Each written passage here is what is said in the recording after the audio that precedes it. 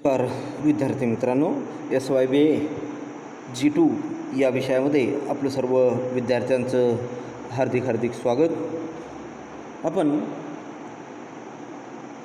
राजकीय सिद्धांत आणि संकल्पना या विषयाच्या अंतर्गत आपला जो शेवटचा युनिट आहे, 4th युनिट, तो आपण अभ्यासतो आहोत. जागतिकीकरण, ग्लोबलायझेशन ही जी काही कन्सेप्ट आहे, तर ही या शेवटच्या युनिटच्या अंतर्गत आपण अभ्यासतो आहोत. मागच्या तासामध्ये आपण जागतिकीकरणाचा अर्थ, जागतिकीकरणाच्या व्याख्या आणि जागतिकीकरणाचं स्वरूप जे की आहे, तर हे घटक मागील काही व्हिडिओच्या माध्यमातून अभ्यासण्याचा प्रयत्न आपण इथे केलेला आहे.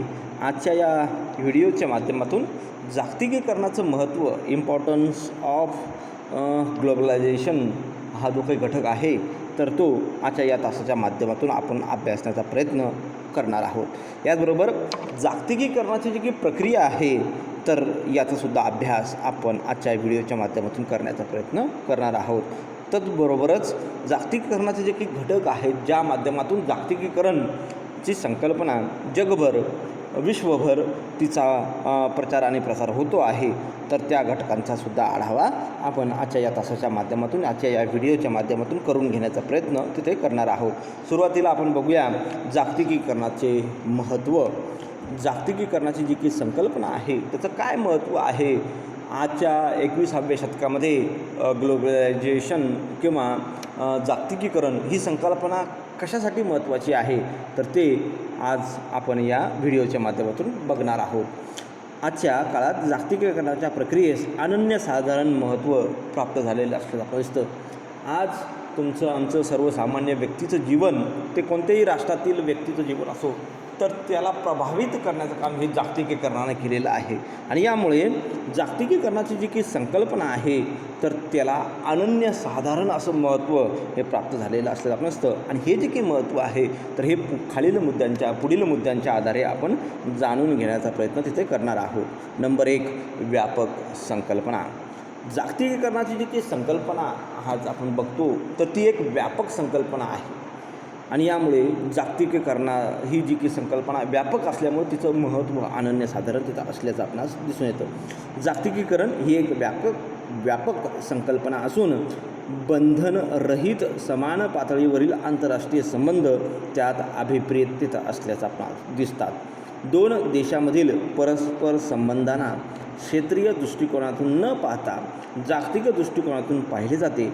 केवळ आर्थिकच नव्हे, तर राजकीय, सांस्कृतिक इत्यादी क्षेत्रातील परस्पर सहकार्यही यात अभिप्रेत असते. त्यामुळे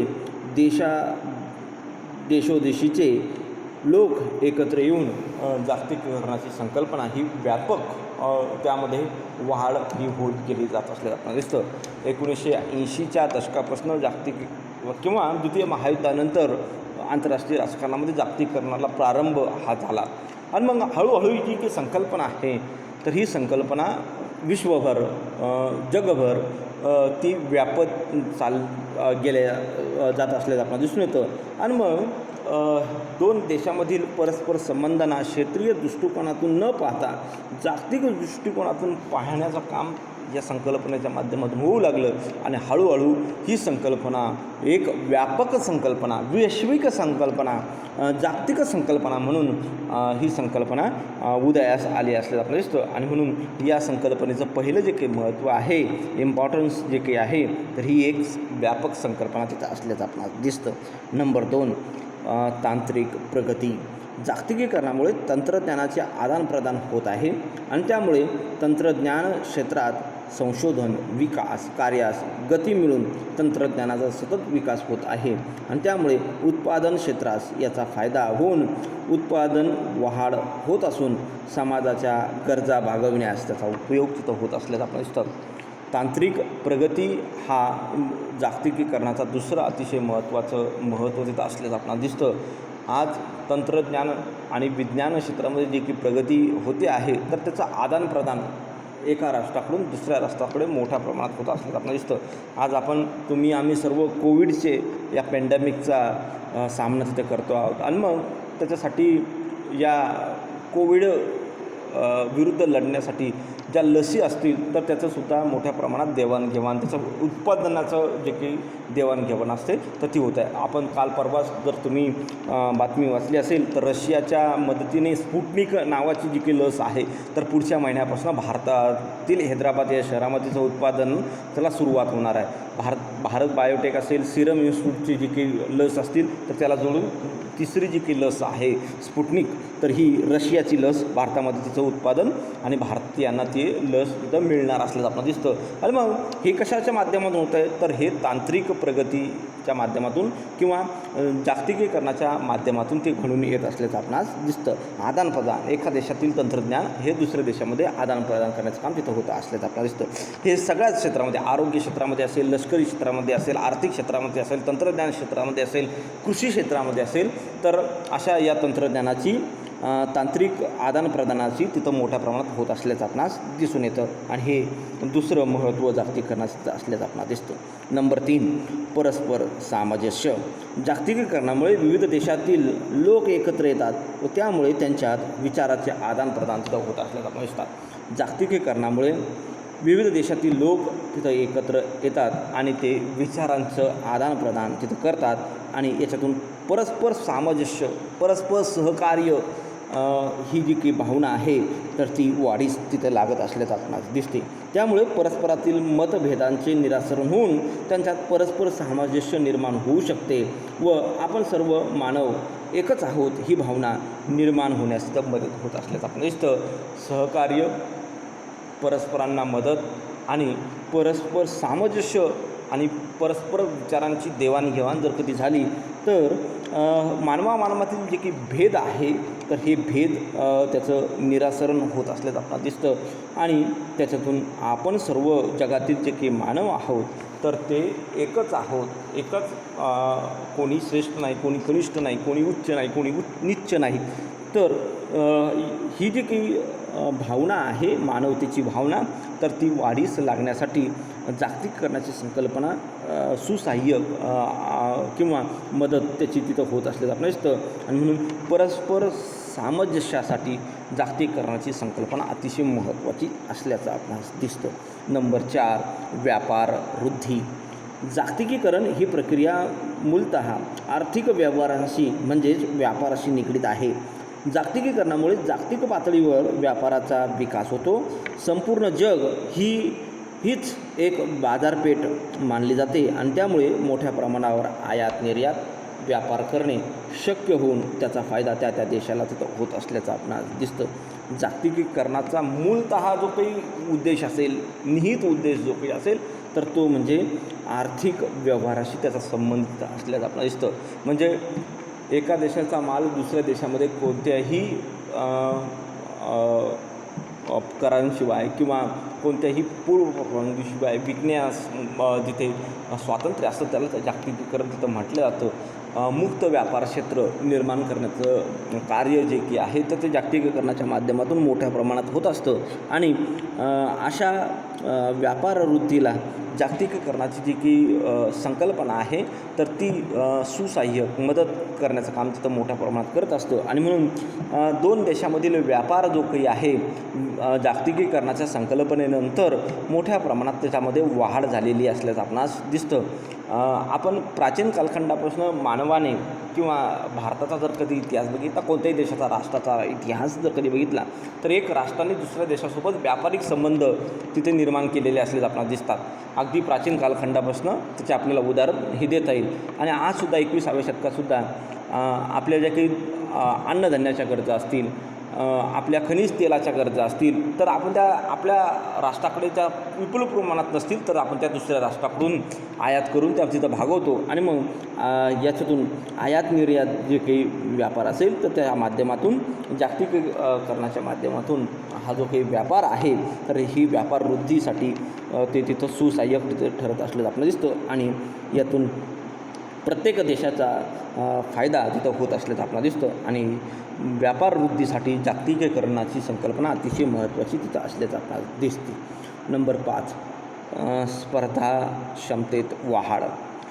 जागतिकीकरणामुळे व्यापार उद्योगामध्ये वाढ होते, तसेच स्पर्धाही तिथं वाढते आणि या स्पर्धेत टिकून राहण्यासाठी प्रत्येक उद्योगास आपल्या कार्यक्षमतेत वाढ करावी लागते व आपल्या संरचनेत अनेक सकारात्मक बदल त्यांना तिथं करावे लागत असल्याचं आपल्याला दिसतात. परिणामी त्याचा चांगला विकास तिथं होत असल्याचं आपल्याला दिसतो. स्पर्धा म्हटलं की तिथे क्वालिटी आणि क्वांटिटी हा दोन्ही भाग तिथे येत असल्याचं आपल्याला दिसतं आणि मग प्रत्येक देशाला स्पर्धेमध्ये, व्यापाराच्या स्पर्धेमध्ये टिकून राहायचं असेल, उद्योगाच्या स्पर्धेमध्ये टिकून राहायचं असेल तर त्याला क्वालिटी आणि क्वांटिटी हे दोन्ही मेंटेन करावं लागत असल्याचं आपल्याला दिसतं आणि यामुळे प्रत्येक उद्योगामध्ये किंवा व्यापारामध्ये जर त्याची क्वालिटी आणि क्वांटिटी हे दोन्ही मेंटेन राहिलं तर त्या उद्योगाचा, त्या व्यापाराचा निश्चित त्यामध्ये वाढ होत असल्याचं आपल्याला दिसतं आणि म्हणून ही वाढ करून आणण्यासाठी काही सकारात्मक आणि संरचनेतसुद्धा बदल तिथे करावे लागत असल्याचं आपल्याला दिसतात आणि यामुळे जी की कॉम्पिटिटिव्ह एक स्पर्धा जी की आहे तर ती सकारात्मक स्पर्धा ही जागतिकीकरणाच्या संकल्पने त्याच्यामध्ये वाढ होत असल्याचं आपल्याला दिसतं आणि यामुळे यातून प्रत्येक राष्ट्राचा खऱ्या अर्थाने तिथं विकासाला चालना तिथं मिळत असल्याचं आपल्याला दिसतं आणि यामुळे जागतिकीकरणाची संकल्पना स्पर्धात्मक क्षमतेत वाढ करण्यासाठी सुसहाय्यक तिथं ठरत असल्याचं आपणास दिसतं. नंबर 6, जागतिक एकीकरणाकडे वाटचाल. जागतिकीकरण हे अखिल मानवजातीच्या एकीकरणाच्या दिशेने टाकलेले पाऊल तिथं असल्याचं आपल्याला दिसतं. आर्थिक व्यवहार असेल, सांस्कृतिक आदानप्रदान असेल, याद्वारे सर्व देशातील लोक एकत्र येण्यास मदत होऊन त्यांच्यातील मतभेद, भौगोलिक सीमांच्या भिंती नाहीशा होऊन सर्वच मानव व त्यांच्या समाजाचे एकीकरण होण्याची प्रक्रिया ही अधिक गतिमान होत असल्याचं आपण दिसतं. ग्लोबल व्हिलेज ही जी की संकल्पना आहे तर ही संकल्पना जागतिकीकरणामुळे सुसहाय्यक किंवा तिकडे वाटचाल होत असल्याचं आपण दिसतं. वन मार्केट ही जी की सिस्टीम आहे तर ही जागतिकीकरणाच्या संकल्पनेमुळे ती अस्तित्वात येऊ पाहत असल्याचं आपल्याला दिसून येतं आणि मग open market, one market, global market अशा जी काही संकल्पना आहे तर त्यातून जगाची जी काही वाटचाल आहे तर ती एकीकरणाकडे होत असल्याचं आपल्याला दिसतं आणि याला जागतिकीकरणाची संकल्पना मोठ्या प्रमाणात कारणीभूत असल्याचं आपल्याला दिसतं आणि हे जागतिक एकीकरणाकडे वाटचाल हे सुद्धा जागतिकीकरणाचं अतिशय महत्त्व तिथं असल्याचं आपणास दिसून येतं. अशा पद्धतीने जागतिकीकरणाचं जे काही महत्त्व आहे, जागतिकीकरणाचं जे काही इम्पॉर्टंटनेस जे काही आहे तर ते 6 मुद्द्यांच्या आधारे आपण इथे बघितलेलं आहे. त्यानंतर आपण बघणार आहोत जागतिकीकरणाची प्रक्रिया. जागतिकीकरण ही प्रक्रिया केवळ वर्णनात्मक नसून त्यातून एक प्रकारची विचारप्रणाली व्यक्त होता असताना आपल्याला दिसतो. जागतिकीकरणाची प्रक्रिया ही फक्त वर्णनात्मक नाही तर ती एक विचारप्रणाली तिथं असल्याचं आपण दिसतं. One market, one human natures किंवा ओपन मार्केट ही जी की कन्सेप्ट जागतिकीकरणाच्यातून उदयास येत आहेत तर त्या संकल्पना या विचारप्रणाली त्याच्यातून व्यक्त होत असल्याचं आपण दिसतं की आपल्याला जसं की उदारमतवाद, साम्यवाद अशा ज्या काही लोकशाही ह्या ज्या काही विचारप्रणाल्या आहेत तर त्याचप्रमाणे जागतिकीकरणातून सुद्धा एक विचारप्रणालीचं व्यक्त होत असल्याचं आपल्याला दिसतं. त्यानुसार जागतिकीकरण ही एक उपाययोजना आहे. जागतिकीकरणाची ही विचारप्रणाली वर्तमानकालीन विचारावर जे काही आताचे जे काही विचार आहेत, सध्याची जी काही परिस्थिती आहे तर त्या परिस्थितीवर, सध्याच्या विचारांवर, वर्तनांवर ही जी काही जागतिकीकरणाची संकल्पना आहे तर ती मोठ्या प्रमाणात अवलंबून असल्याचं आपल्याला दिसतं. त्याच्यावरती आधारित असल्याचं आपल्याला दिसून येतं आणि त्याच्यातून ही प्रक्रिया इथं निर्माण होत असल्याचं आपल्याला दिसतं. जागतिकीकरणाची प्रक्रिया आंतरराष्ट्रीय व्यापार, भांडवल, तंत्रज्ञान व माहिती यांच्या एकाच जागतिक बाजारपेठेत होणाऱ्या वाढत्या व्याप्ती व खोलीचे निर्देशन करते. जेव्हा जागतिकीकरण ही संज्ञा वापरली जाते तेव्हा ही प्रक्रिया अपरिहार्य असल्याचे सांगितले जाते.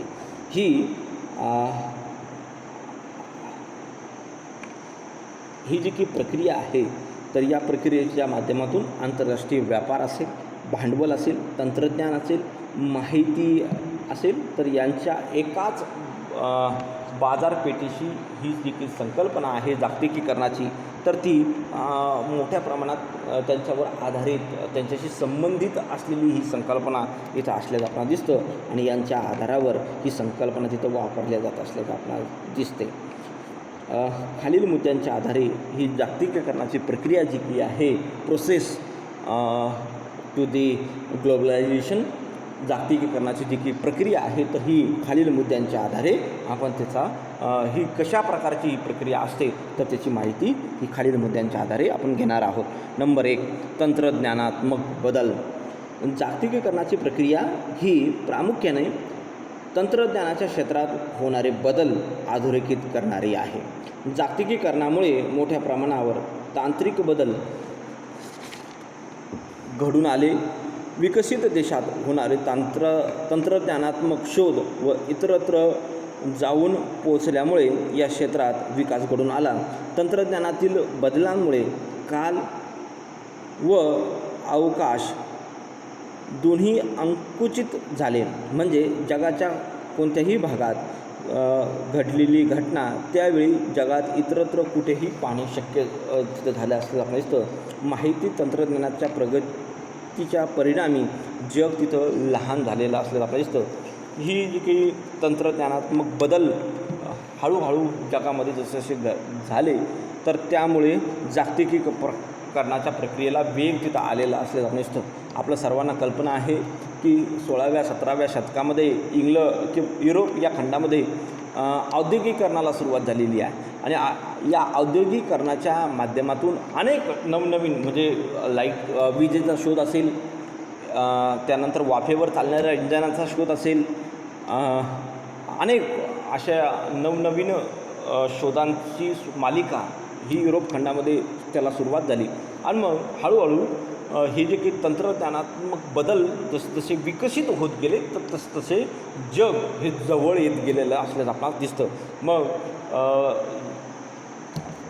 युरोपियन खंडामध्ये 16व्या-17व्या शतकामध्ये औद्योगिक क्रांतीला सुरुवात झाली आणि मग औद्योगिक क्रांतीला सुरुवात झाल्यानंतर तिथला जो काही मोठ्या प्रमाणात उत्पादन व्हायला लागलं, तर तो माल जगभर विकण्यासाठी तिथले जे काही व्यापारी आहेत, तर ते संपूर्ण जगभर संचार करायला लागले आणि त्याच्यातून संपूर्ण जगभर त्यांनी आपली सत्ता उभारण्याचं काम तिथं केलं. आणि याच्यातून तंत्रज्ञानात्मक बदलातून आज 21व्या शतकामध्ये एवढं तंत्रज्ञान विकसित झालेलं आहे की आपण काही सेकंदामध्ये अमेरिकेत काय घडतं आहे, तर त्याची माहिती आपण इथे बसून, भारतात बसूनसुद्धा घेऊ शकतो, किंवा भारतामध्ये काय घडतं आहे याची माहिती जगातील कोणत्याही व्यक्तीला तिथे घेता येत असल्याचं आपण दिसतं. आणि हे कशामुळे शक्य झालेलं आहे, तर हे जागतिकीकरणाच्या किंवा तंत्रज्ञानाच्या प्रगतीमुळे, बदलामुळे ते शक्य झालेलं असल्याचं आपण दिसतं. आणि यामुळे तंत्रज्ञानात्मक बदलामुळे जागतिकीकरणाची प्रक्रिया मोठ्या प्रमाणात ती घडून येत असल्याचं आपल्याला दिसतं. आज 21व्या शतकामध्ये अगदी मोबाईलच्या एका क्लिकवर तुम्हाला कोणत्याही देशाची माहिती, कोणतीही एखादी घटना जी की असेल, तर त्याचा अवेअरनेस हा आपल्याला तिथं त्याच्याबद्दल माहिती तिथं मिळत असल्याचं आपल्याला दिसतं. आणि यामुळे जग जे काही आहे, तर ते अंकुचित पावत चालले आहे, लहान होत चाललेलं असल्याचं आपणास दिसतं. आज आपण एक व्यक्ती एका देशातून दुसऱ्या देशात काही तासामध्ये तो प्रवास, तो अंतर तिथं कापत असल्याचं आपल्याला दिसतं. आणि यामुळे जग हे अंकुचित पावत होत असल्याचं आपल्याला दिसतं. आणि यामुळे हे तंत्रज्ञानाच्या प्रगतीमुळे ते शक्य होत असल्याचं, टेक्नॉलॉजीजमुळे जे काही हे शक्य होत असल्याचं आपल्याला दिसतं. आणि यामुळे तंत्रज्ञानात्मक बदलामुळे, टेक्नॉलॉजीच्या चेंजेसमुळे जागतिकीकरणाची प्रक्रिया ही वेग तिथं धरत असल्याचं आपणास दिसतं. नंबर 2, जागतिक खेडे. जागतिकीकरणाची प्रक्रिया ही जागतिक खेडे, ग्लोबल विलेज या संकल्पनेच्या उदयास कारणीभूत ठरलेली असल्याचं आपल्याला दिसतं. सुसंचन माध्यमे, दळणवळणाची प्रगत साधने यामुळे भांडवल, लोक, वस्तू याची मुक्त आवागमन सुरू झाले आणि त्यामुळे संपूर्ण जग हे एका खेड्याप्रमाणे तिथं भासू लागलं असल्याचं आपण दिसतं. आज प्राचीन कालखंडामध्ये किंवा मध्ययुगीन कालखंडामध्ये एका खेड्यातून दुसऱ्या खेड्यात जायचं असेल तर तुम्हाला पायी चालल्याशिवाय किंवा घोडे किंवा जे काही साधने असतील तर त्याच्याशिवाय तुम्हाला पर्याय नव्हता. तर एका खेड्यातून दुसऱ्या खेड्यात जाण्यासाठी सुद्धा माणसाला 1 दिवस 2 दिवस हा कालावधी लागत होता. परंतु आज जे काही टेक्नॉलॉजीचं आज मोठ्या प्रमाणात विकसित झालेली आहे तर तुम्ही काही सेकंदामध्ये किंवा तुम्हाला जाण्याची गरजसुद्धा नाही तर तुम्ही मोबाईलच्या माध्यमातून, दूरध्वनीच्या माध्यमातून आणि आत्ता तर व्हिडिओ कॉन्फरन्सच्या माध्यमातून तुम्ही एक देशातील दुसऱ्या व्यक्तीशी तुम्ही संवाद तिथं साधू शकत असल्याचं आपल्याला दिसतं. आणि हे कशामुळं घडलं आहे तर हे जागतिकीकरणामुळे आणि तंत्रज्ञानाच्या प्रगतीमुळे ते तिथं घडत असल्याचं आपल्याला दिसतं. आणि याच्यातून ग्लोबल व्हिलेज, जागतिक खेडे ही संकल्पना तिथं उदयास येत असल्याचं आपल्याला दिसतं. आणि दळणवळणाच्या साधनातून आणि सुसंचनाच्या माध्यमातून ही संकल्पना इथे पुढे आकार घेत असल्याचं आपल्याला दिसतं. आणि मग जगामध्ये कुठेही व्यक्ती जो काही असेल तर तो भांडवल गुंतवू शकतो. लोक, वस्तू याचे मुक्त आवागमन तिथं सुरू झालं असं आपण दिसतं. आणि याच्यातून ग्लोबल व्हिलेज, जागतिक खेडे ही संकल्पना तिथं उदयास येते असं आपण दिसतं. आणि या माध्यमातून सुद्धा जागतिकीकरणाची प्रक्रिया तिथं वेग घेत असल्याचं आपणाला दिसतं. नंबर 3, मुक्त व खुल्या अर्थव्यवस्था.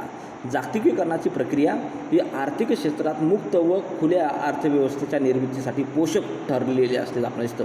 प्रत्येक देशांना जागतिक अर्थव्यवस्थेशी स्वतःच्या अर्थव्यवस्था जोडून घेत असताना मुक्त आर्थिक धोरणांचा स्वीकार करावा लागत असल्याचं आपण दिसतं. आणि त्यामुळे मोठ्या प्रमाणावर आयात निर्यातीवरील बंधने शिथिल करण्यात आली. म्हणजेच मुक्त आर्थिक धोरणांना स्पष्ट करणारी जागतिकीकरणाची प्रक्रिया तिथं असल्याचं आपण दिसतं. ओपन मार्केट ही जी काही सिस्टीम आहे तर ही जागतिकीकरणाची प्रमुख तिचं वैशिष्ट्य किंवा प्रमुख प्रक्रिया तिथं असल्याचं आपण दिसतं. कोणत्याही व्यक्तीला कोणत्याही बंधनांशिवाय तिथं एका किंवा त्यापेक्षाही जास्त देशामध्ये गुंतवणूक करण्याचं स्वातंत्र्य तिथं असेल. त्याला मल्टीनॅशनल कंपनी जे काही आपण म्हणतो, बहुराष्ट्रीय व्यापार, तर हा करण्याचं स्वातंत्र्य तिथं असल्याचं आपल्याला दिसतं. आणि मग मुक्त आणि खुल्या अर्थव्यवस्थेचा स्वीकार करणारी ही पद्धती, ही प्रक्रिया तिथं असल्याचं आपल्याला दिसतं. आणि यातून ओपन मार्केट, खुलं मार्केट ही प्रत्येक देशाला ची अर्थव्यवस्थाला हे जे काही धोरण आहे तर ते तिथं स्वीकारावं लागत असल्याचं आपल्याला दिसतं. आपण 1991पर्यंत आपली जी की अर्थव्यवस्था आहे तर ती आपण मोठ्या प्रमाणात बंदिस्त अर्थव्यवस्थेचा स्वीकार तिथं केलेला होता. परंतु 1991ला आपण मिश्र अर्थव्यवस्थेचा स्वीकार केला. आणि मग तिथून पुढे हळूहळू जागतिकीकरण असेल, उदारीकरण असेल, खाजगीकरण असेल, या संकल्पना भारतामध्ये त्या विकसित झाल्या. आणि आपण मग हळूहळू जे काही आहे मुक्त आणि खुल्या अर्थव्यवस्थेचा पुरस्कार तिथं केलेला असल्याचं आपल्याला दिसतं. आणि याच्यापासून आज जगातील कोणतेही जे की राष्ट्र आहे तर ते वंचित किंवा दूर नसल्याचं आपल्याला दिसून येतं. आणि यामुळे मुक्त आणि खुल्या अर्थव्यवस्था ही सुद्धा जागतिकीकरणाच्या प्रक्रियेमधील अतिशय महत्त्वाची घटक तिथं तो असल्याचं आपणास दिसतं. नंबर 4, सुसंचन माध्यमातील क्रांती. जागतिकीकरणाच्या प्रक्रियेत सुसंचन माध्यमात मोठ्या प्रमाणात बदल व विकास झाल्यामुळे या क्षेत्रात क्रांती घडून आली. इलेक्ट्रॉनिक व संगणक, जागतिक महाजाल यामुळे मोठ्या प्रमाणावर माहितीची देवाणघेवाण सुरू झाली आहे. थोडक्यात इलेक्ट्रॉनिक्स माध्यमे असेल, संगणक असेल, महाजाल असेल व दूरध्वनी असेल यांच्या माध्यमातून जागतिकीकरणाची प्रक्रिया तिथं गतिमान होत असल्याचं आपल्याला दिसून येतं. आपल्याकडे इलेक्ट्रॉनिक माध्यमे असतील, संगणक प्रणाली असेल, इंटरनेट असेल आणि दूरध्वनी, हे जे काही भ्रमणध्वनी वगैरे जे आपण जे काही बघतो आहे तर याच्या माध्यमातून जागतिकीकरणाच्या प्रक्रियेला वेग तिथं प्राप्त झालेला असल्याचं आपल्याला दिसतं. आणि यातून जागतिकीकरणाची प्रक्रिया मोठ्या प्रमाणात घडून येत असल्याचं आपल्याला दिसतं. नंबर 5, पर्यावरणीय प्रश्नाचे जागतिक स्वरूप.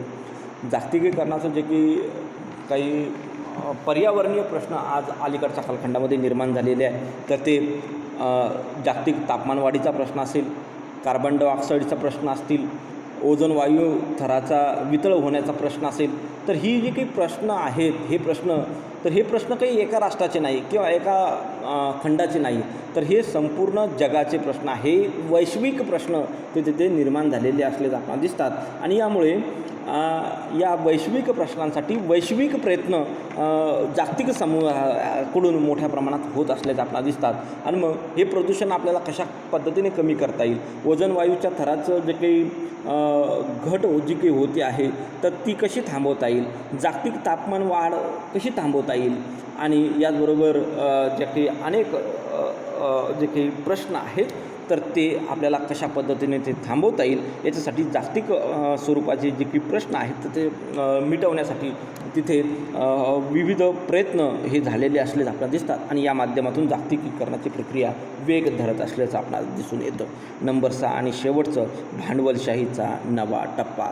जागतिकीकरणाची प्रक्रिया ही आपोआप घडली नसून पाश्चात्य भांडवलशाहीचा हा नवा टप्पा आहे. तंत्रज्ञानातील प्रगती ही देखील त्या भांडवलशाहीच्या प्रगतीचा एक भाग आहे. जागतिकीकरणाच्या प्रक्रियेस अनेक अभ्यासकांनी नवसाम्राज्यवाद असं सुद्धा तिथं म्हटलेलं असलं दिसतं. याद्वारे प्रगत देश अविकसित देशांच्या अर्थव्यवस्थेचे व नैसर्गिक साधनसंपत्तीचे पद्धतशीरपणे तिथं शोषण करत असल्याचं आपल्याला दिसून येतात. जागतिकीकरणाच्या प्रक्रियेवर टीका करताना किंवा त्यातील दोष दाखवताना ही भांडवलशाहीचा एक नवा टप्पा आहे, ही नवसाम्राज्यवादी ही संकल्पना आहे अशी टीका इथं केली जाते. जागतिकीकरणाची प्रक्रिया ही काही ऑटोमॅटिक घडून आलेली नाही, तर ती काही भांडवलवादी राष्ट्र आहेत, भांडवलवादी जे काही व्यापारी वृत्तीचे जे काही लोक आहेत तर त्यांच्याकडून ही जागतिकीकरणाच्या प्रक्रियेचा अवलंब, तंत्रज्ञानाचा अवलंब, सुसंचनाचा माध्यमातून ही संकल्पना संपूर्ण जगभरचा प्रचार आणि प्रसार करण्याचं काम त्यांच्या माध्यमातून तिथं होत असल्याचं आपल्याला दिसतं. आणि यातून जागतिकीकरणाच्या माध्यमातून भांडवलशाहीचा हा नवा टप्पा, नवं स्वरूप इथं उदयाला येत असल्याचं आपल्याला दिसतं. आपल्याला अगोदर कल्पना आहे की साम्राज्यवादाच्या माध्यमातून इंग्लंड असेल आणि जर्मनी असेल, फ्रान्स असेल, पोर्तुगीज असेल, तर यांनी या प्रत्यक्ष जाऊन त्या देशामध्ये आपली सत्ता स्थापन करून त्या देशावर आपलं राज्य निर्माण करण्याचं काम केलं. तो झाला साम्राज्यवाद. हा जो काही आत्ताचा जो काही 21व्या शतकामध्ये तुमच्या आर्थिक संसाधनांवर जिथे ते विकसित राष्ट्र स्वतःकडे घेऊन जाण्याचा प्रयत्न, शोषण करण्याचं काम जिथे करत आहेत, तर हा जो काही नवसाम्राज्यवाद आहे तर हा जागतिकीकरणाच्या प्रक्रियेच्या माध्यमातून शिरकाव करत असल्याचं आपल्याला दिसून येतं. आणि म्हणून भांडवलशाहीचा नवा टप्पा हा सुद्धा जागतिकीकरणाच्या प्रक्रियेचा एक भाग तिथं असल्याचं आपल्याला दिसतं. त्यानंतर आपण बघणार आहोत तिसरा जो काही पॉईंट आपला आहे तर तो म्हणजे जागतिकीकरणाचे घटक. कोणते माध्यमं आहेत, कोणते घटक आहेत की ज्या घटकांच्या माध्यमातून जागतिकीकरणाची प्रक्रिया, जागतिकीकरण हे होत असतं, तर ते या जागतिकीकरणाचे घटक, जागतिकीकरणाचे माध्यमं, जागतिकीकरणाची साधनं जे की आहेत तर ते आपण इथे अभ्यासणार आहोत. जागतिकीकरणाचे घटक. जागतिकीकरणाची प्रक्रिया ही विविध घटकांच्या माध्यमातून कार्यान्वित होत असल्याचं आपल्याला दिसते. त्यामध्ये खालील घटकांच्या आधारे प्रामुख्याने आंतरराष्ट्रीय राजकारणामध्ये जे की जागतिकीकरणाची प्रक्रियेसाठी सुसहाय्यक ठरणारे जे काही घटक आहेत तर ते खालील घटक. नंबर 1, जागतिक व्यापार संघटना. जागतिक व्यापार संघटना गॅट या व्यापारी संघटनेचे विकसित प्रारूप असणाऱ्या जागतिक व्यापार संघटनेची स्थापना 1 जानेवारी 1995 रोजी ती करण्यात आली. गॅट करार हा जो काही आहे तर गॅट कराराचं विकसित स्वरूप जे काही आहे, प्रारूप जे काही आहे तर ते म्हणजे जागतिक व्यापार संघटना.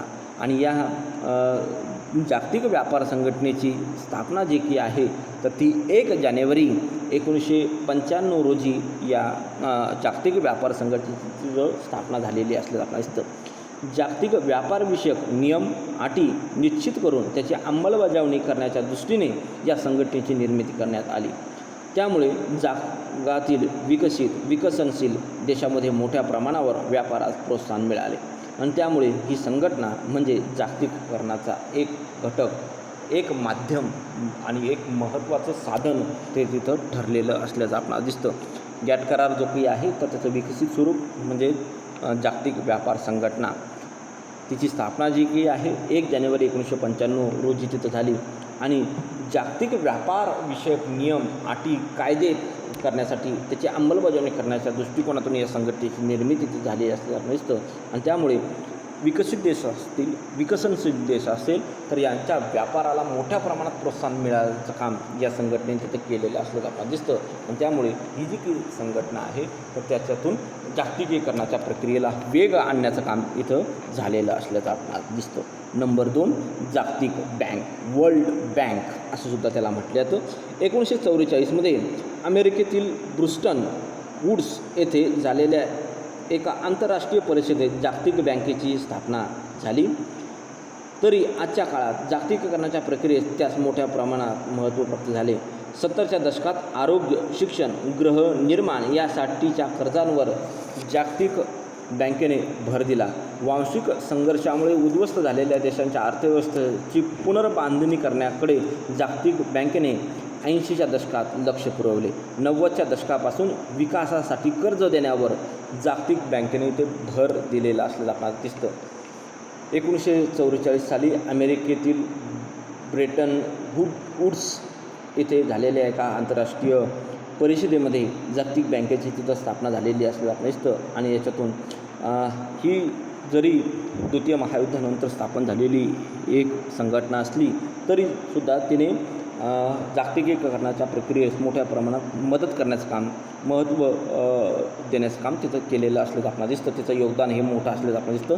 70च्या दशकात आरोग्य असेल, शिक्षण असेल, गृहनिर्माण असेल यावर कर्ज देण्याचं काम या बँकेने केलं.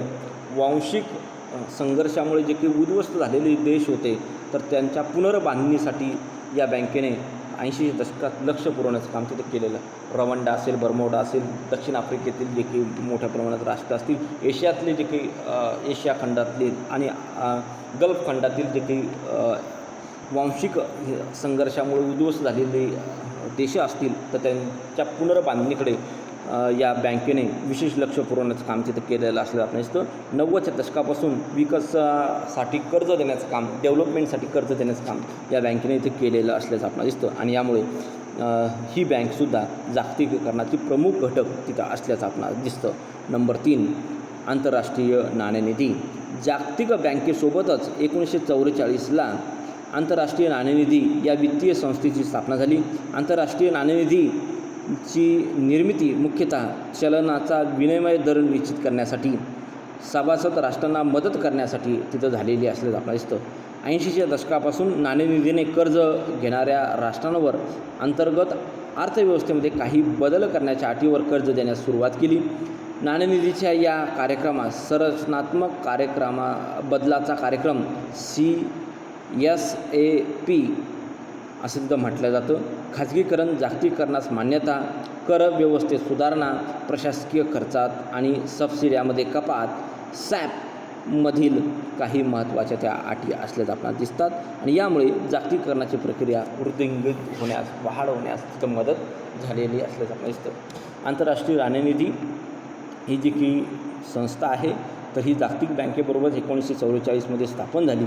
आणि जगातील आंतरराष्ट्रीय नाणेनिधीची की निर्मिती आहे तर ती चलनाचा विनिमय दर ठरवण्यासाठी हिची स्थापना झाली. त्याचबरोबर सभासद राष्ट्रांना मदत करण्यासाठी, कर्ज पुरवण्यासाठी ही संघटना स्थापन केली गेली.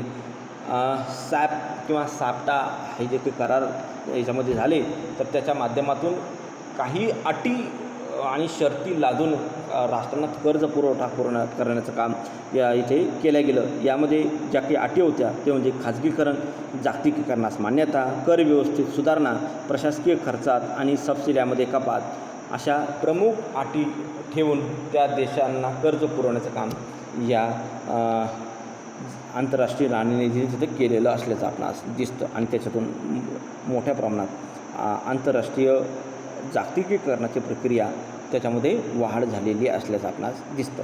नंबर 4, प्रादेशिक व्यापार संघटना. जागतिकीकरणाच्या प्रक्रियेत जगातील वेगवेगळ्या क्षेत्रात निर्माण झालेल्या प्रादेशिक व्यापारी संघटनांनी देखील महत्त्वाची भूमिका या असल्याचं आपल्याला दिसतं. यात ओपेक असेल, एसियान असेल, युरोपियन संघ असेल, सार्क असेल, युरोपियन युनियन असेल, G20 असेल, G8 असेल, अशा ज्या काही संघटना असेल तर त्या संघटनांच्या माध्यमातून जागतिकीकरणाची जी काही संकल्पना आहे तर ती त्याला प्रोत्साहन देण्याचं काम त्यांनी तिथे केलेलं असल्याचं आपल्याला दिसतं. आपल्याकडे सार्क असेल, एशियन असेल, अशा ज्या युरोपियन युनियन असेल, ह्या ज्या काही संघटनाची निर्मिती झाली तर या संघटनाच्या निर्मितीतून सुद्धा जागतिकीकरणाची प्रक्रियेला वेग तिथे आलेला असल्याचं आपल्याला दिसतं. नंबर 5 बहुराष्ट्रीय कंपन्या. बहुराष्ट्रीय कंपन्यांना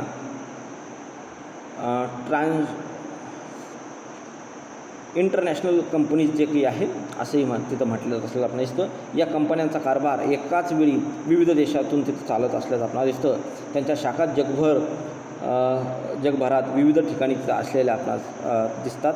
या कंपन्या विकसनशील देशात आपले जाळे तिथं विणण्याचं काम तिथं करतात. यामुळे जागतिकीकरणाची प्रक्रिया कार्यान्वित होत असल्यामुळे त्या जागतिकीकरणाला च्या महत्त्वपूर्ण घटक त्या तिथं ठरत असल्याचं आपल्याला दिसतं. नेस्लेसारख्या कंपन्या आज असतील, त्याचबरोबर रिलायन्स असेल, याचबरोबर अनेक ज्या काही कंपन्या आहेत की त्या आज जगभर व्यापार करण्याचं काम करत आहे.